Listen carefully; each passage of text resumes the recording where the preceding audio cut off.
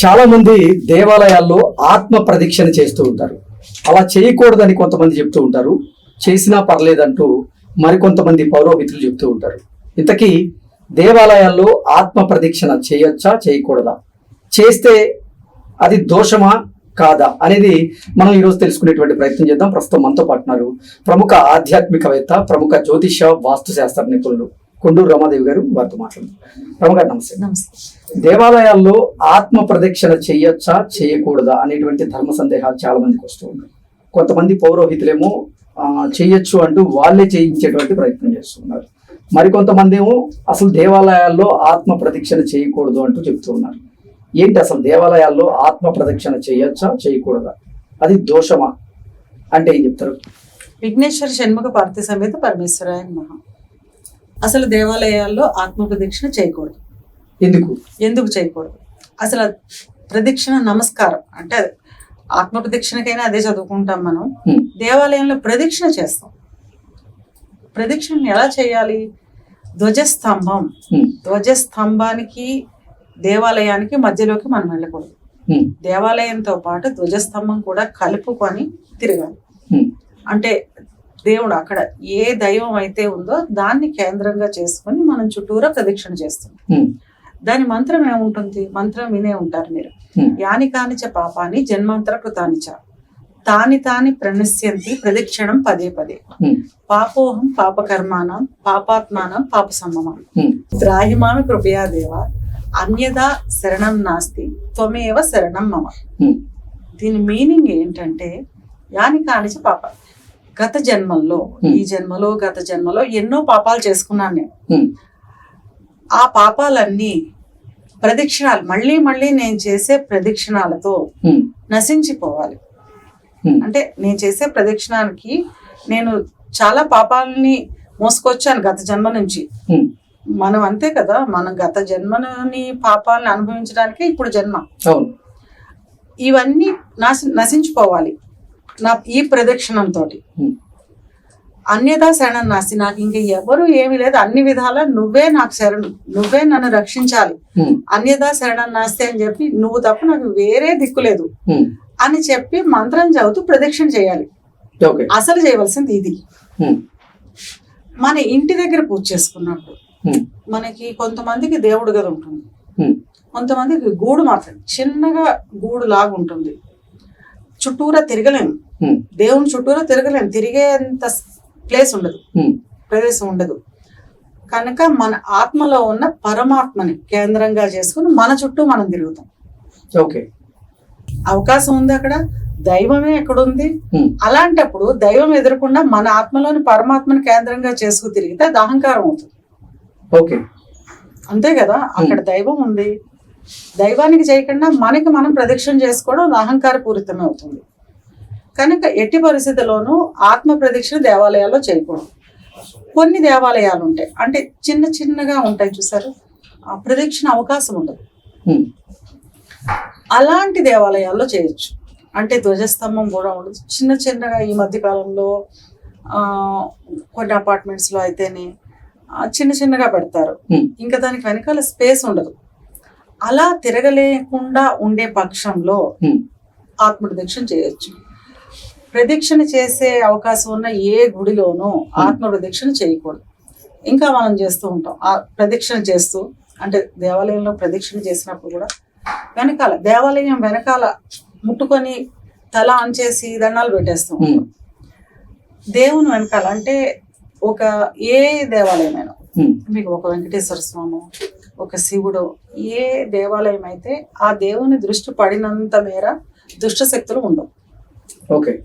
ఇప్పుడు దేవుడు ఇట్లా ఇక్కడ దేవుడు ఉంటే ఈ ఏరియా అంతా దుష్ట శక్తులు ఉండవు, అవన్నీ వెనకాల ఉంటాయి. ఆ వెనకాల టచ్ చేసి దండం పెట్టుకుని తల ఆనించి చేయడం వల్ల ఆ దుష్ట శక్తుల యొక్క ప్రభావం మన మీద ఉంటుంది. అంటే చాలా మందికి ఇది తెలియక, చాలా అవగాహన లేక దేవాలయాలకు వెళ్ళి అంటే స్వామివారిని దర్శనం చేసుకున్న తర్వాత ప్రదక్షిణ చేస్తూ దాంట్లో భాగంగా వెనక మీరు చెప్పినట్టుగా స్వామివారి వెనక ముట్టుకోవడానికి చెప్తారు. ప్రయత్నం చాలా దేవాలయాల్లో చెప్తారు, వెనకాల ముట్టుకోకండి అమ్మా, తల ఆనందించకండి, మీరు ప్రదక్షిణ చేస్తూ వచ్చేయండి. ఇంకా తర్వాత వచ్చిన దేవాలయాలు అంటే పురాతన దేవాలయాలు లేవు, కానీ తర్వాత ఇంకా మన ఆపలేరు. అంటే ఈ భక్తిలో ఎవరైతే ఉన్నామో తల ఆన్ చేసి దండాలు పెట్టేసి తల కొట్టేసుకుంటూ ఉంటారు. ఇలాంటి వాళ్ళ కోసమే ఇప్పుడు వెనకాల కూడా ఒక విగ్రహాన్ని చెక్కుతున్నారు. చాలా దేవాలయాల్లో ఉంటుంది అది. వెనకాల కూడా అంటే చుట్టూరా చెక్కుతారు శిల్పాలని చెక్కుతూ ఆ వెనకాల కూడా శిల్పాన్ని చెక్కుతున్నారు. కొన్ని దేవాలయాల్లో అసలు ఉండదు. కొన్ని దేవాలయాలు అలాంటి ఉన్నప్పుడు అంటే దేవుని విగ్రహాలు ఏవైనా ఉంటే అది నమస్కారం చేసుకున్నా పర్వాలా. లేని పక్షంలో ఎట్టి పరిస్థితుల్లో తాకూడదు. అది అసలు తాకూడదు, మనం చెయ్య వేయకూడదు, తల ఆనంచకూడదు. ప్రదక్షిణ మన ఫ్లోలో మనం ప్రదక్షిణ చేసుకుని వెళ్ళిపోవడం. అదే శివాలయాల్లో అయితే శంఖ ప్రదక్షిణ అని చేస్తారు. దాన్ని ఎలాగ చేస్తారంటే ధ్వజస్తంభం నుంచి చండీశ్వరుడు వరకు వెళ్తారు. వెళ్ళి చండీశ్వరుణ్ణి చప్పట్లు కొడతారు. ఆ చప్పట్లు కొట్టడాలు, చిటికడ వేయడాలు, ఇంకా రకరకాల విన్యాసాలు చేస్తారు చండీశ్వరుడి దగ్గర. అలా విన్యాసాలు చేయకుండా చండీశ్వరుడికి ఒక నమస్కారం పెట్టేసి మళ్ళీ వెనక్కి తిరిగి ధ్వజస్తంభం దగ్గరికి వచ్చేస్తారు. వచ్చేసి ఈ ధ్వజస్తంభం దగ్గర నుంచి మళ్ళీ చండీశ్వరుడి దగ్గరికి వెళ్తారు. ఇది శివాలయాల్లో చేసే ప్రదక్షిణ అన్నమాట. శివాలయాల్లో ఈ రకమైన ప్రదక్షిణ ఎందుకు చేస్తారంటే శివాలయాల్లో అభిషేకం చేసిన జలం బయటకు వస్తుంది. మీకు ఆ శివాలయాల్లో బయటకు అభిషేకం చేసిన జలం ఏమిటి, పూజ చేసిన పువ్వులు, ఇవన్నీ చండీశ్వరుడికి చెందుతాయి అన్నమాట. చండీశ్వరుడి దగ్గరికి వస్తాయి ఇవన్నీ. ఆ సూత్రం అంటారు. అది మనం దాటకూడదు కనుక ఈ విధమైన ప్రదక్షిణ చేస్తారు శివాలయం. ఇంకా కొన్ని దేవాలయాల్లో మొక్కుకుంటూ ఉంటారు. 108 ప్రదక్షిణలు చేస్తాము, 11 ప్రదక్షిణలు చేస్తాము. ఇలాగా ఈ ప్రదక్షిణలు చేసే దాంట్లో ఈ ప్రదక్షిణలు చేసే సమయంలో ముఖ్యమైన నియమం ఏంటంటే చాలా మంది బంగారు ఆభరణాలు వేసుకుని చేస్తారు. మనం గుడికి వెళ్తున్నామంటే మీరు చూస్తే చాలా మంది నగలు పెట్టుకుని వెళ్తారు, అలంకరణ చేసుకుని వెళ్తారు. అలంకరణ మన ఉద్దేశం అది. వాళ్ళు అలంకారం అది అలంకారం కాదు. బంగారానికి పాజిటివిటీని, ప్రకృతిలో ఉన్న పాజిటివ్ని స్వీకరించే ఒక శక్తి ఉంటుంది. బంగారం స్వీకరించి అది మనకి ఇస్తుంది అన్నమాట. అలాగే దేవాలయంలో ఏమైతే పాజిటివిటీ ఉందో దాన్ని స్వీకరించి మనకి ఇస్తుంది.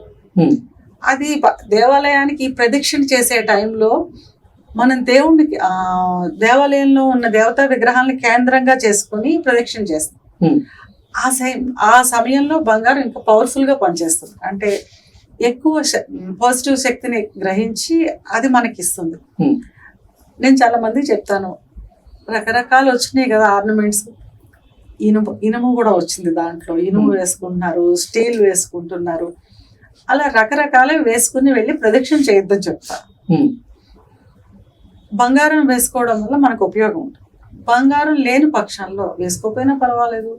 మనం అలంకారానికి వేసుకోవాలనుకుంటే మట్టితో చేసిన ఆభరణాలు కూడా వేసుకోవచ్చు. అంతేగాని ఇప్పుడు బంగారానికి ఆల్టర్నేట్ గా ఏమైతే వచ్చేసినాయో రకరకాల పేర్లు చెప్తారు, అవి ఎట్టి పరిస్థితుల్లోనూ వేసుకుని ప్రదక్షిణ చేయకపోవడం మంచిది. కనుక దేవాలయంలో ప్రదక్షిణ చేయడం అనేది చాలా నియమాలతో కూడుకున్నది. ప్రదక్షిణ చేసేటప్పుడు టైం చూసుకుంటూ ఉంటాం, పరిగెత్తేస్తూ ఉంటాం. నేను ఈవేళ 108 ప్రదక్షిణలు చేయాలి కదా, అరగంటలో అయిపోవాలి, పావు గంటలో, ఇలా సమయం చూసి చేయకూడదు. ఎలాగ చెయ్యాలి అంటే 9 నెలల గర్భిణి, అంటే 9 నెలల గర్భిణీ స్త్రీ ఒక కుండని పట్టుకుని, నీళ్ల కుండని మోస్తూ వెళ్తూ ఉంటే ఆవిడ ఎంత భారంగా అడుగులు వేస్తుంది, అడుగు మాత్రమే వేయగలదు ఆవిడ. అంత నిదానంగా చెయ్యాలట దేవాలయంలో ప్రదక్షిణ. ఈ రోజుల్లో మన పరిస్థితి ఏమైపోయిందంటే 108 ప్రదక్షిణలు మొక్కున్నాను నేను, అరగంటలో చేసి ఆఫీస్కి వెళ్ళిపోవాలి. నేను 11 ప్రదక్షిణలు చేయాలి ఆ గుళ్ళో, 10 నిమిషాలు టైం ఉందా, ఈ 10 నిమిషాల్లో చేసి వెళ్ళిపోవాలి. అంతేకాని అది ప్రదక్షిణ లెక్క రాదు అసలు. చక్కగా ఈ మంత్రం చదువుకుంటూ అడుగులో అడుగు వేసుకుంటూ చేసిన ప్రదక్షిణకి విపరీతమైన ఫలితం ఉంటుంది. అంతేకాని దేవాలయంలో ఈ ప్రదక్షిణ చేయడానికి అవకాశం ఉన్న దేవాలయంలో ఎట్టి పరిస్థితిలోనూ ఆత్మ ప్రదక్షిణ చేయకూడదు. ఇప్పుడు ఏమవుతుందంటే కొంతమంది పురోహితులకు అవగాహన లేకు, గుళ్ళో పనిచేసే వాళ్ళకి అవగాహన లేకు ఆత్మ ప్రదక్షిణ చెయ్యండి అంటారు. చేయకూడదు అది. నేను చాలా చోట్ల నేను చూశాను, చెయ్యండి ఆత్మ ప్రదక్షిణ అంటారు. నేను ఇలాగని గుంజుంటాం అంతే మేము. ఎందుకంటే ఆయన పూజారి స్థానంలో ఉన్నారంటే గురుస్థానంలో ఉన్నారు, ఆయనకి మనం ఎదురు చెప్పకూడదు. కానీ చేయకూడదు, నుంచుని తీర్థం తీసుకుని వచ్చేస్తాం. అంతేకాని ఆత్మప్రదక్షిణ చేయకూడదు, అలంకారానికి సంకేతం అవుతుంది. ఓకే రమ్మగారు, ధన్యవాదాలు.